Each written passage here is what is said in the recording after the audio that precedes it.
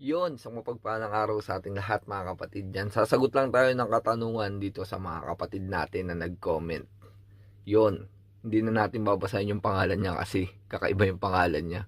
Baka ma-against tayo. Yan. Pwede pa ba magsuot ng FS ang isang brad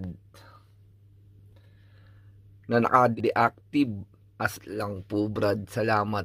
Yan, tinatanong niya dito kung pwede pa daw magsuot ng fractured ang mga kapatid nating unactive to. Actually, inactive yan.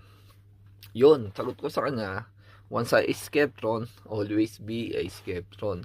Siyempre, pwedeng pwede. Why not mga kapatid? As long as na dumaan ka naman sa tamang proseso. Yan. Kaya piliin mo maging mabuting Skeptron sa lahat ng oras. Long live sa'yo kung sino ang mga kapatid. Be proud. Wear it proud.